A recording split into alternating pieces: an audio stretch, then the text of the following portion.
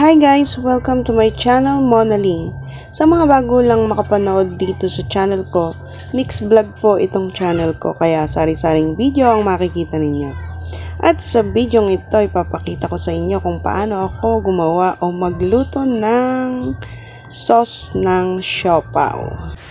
At sa ating paglulutuan, ilagay po natin ang 4 na butil na tinadtad na bawang.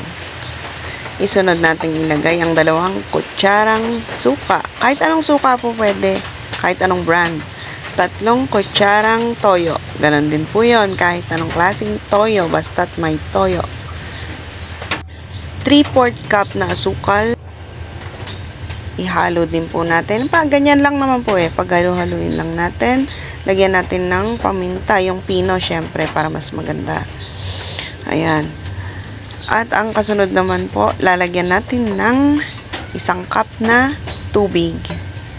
Hindi pa po nakasindi yung kalan Pinaghalo-halo lang lahat. Ayan, lagyan natin 2 kutsarang cornstarch. At pagkatapos, halo-haluin. Haluin natin para malusaw yung cornstarch tsaka yung asukal. Hindi pa natin sisindihan ang kalan. Haluin muna natin ng haluin hanggang sa tansya po natin ay nalusaw na yung cornstarch at saka yung asukal. Sa mga hindi pa po nakasubscribe sa channel ko, mag-subscribe na po kayo at i-hit nyo na rin po ang notification bell para lagi kayong updated sa mga video ko. Sa puntong ito, nalusaw na po yung asukal at saka yung cornstarch. Lalagyan ko na po siya ng 3 pirasong star anise. Ayan, mas mabango. At saka another cup of water. And then, halo na naman po tayo. Dapat dito mahilig kang maghalo. Halo lang kasi tayo ng halo.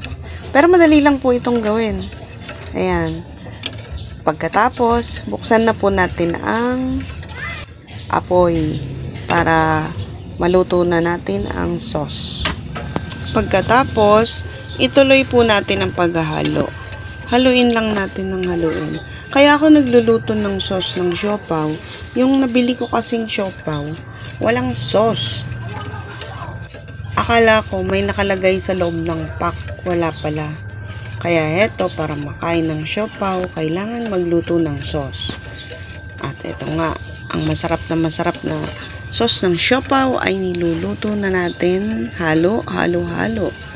Halo lang ng halo.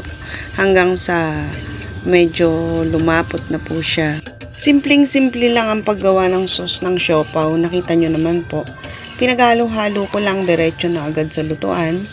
Pinaghalo-halo lang. Basta marunong ka maghalo, makakapagluto ka ng sauce ng siopaw. Eto, kita po natin, lumapot na po siya. Ayan. Kapag kaganyan na po ang itsura o lapot ng ating nilulutong sauce, pwede na po yan. Ayan. O, sige, konting halo pa. Konti pa. Oops. O, diba?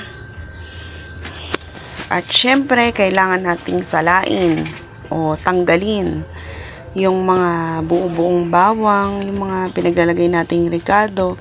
Tatanggalin po yon para maging purong-purong sauce. Mas magandang tignan at mas masarap.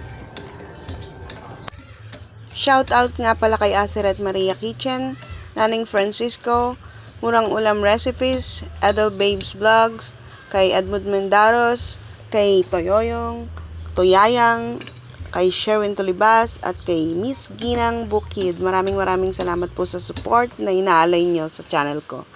Shout out din kay Calix TV. Ayun, ang ganda ng kulay. At ang ganda rin ng pagkakalapot niya. Huwag kalimutang salain sa strainer yung mga buo-buong ricado para mas presentable tignan.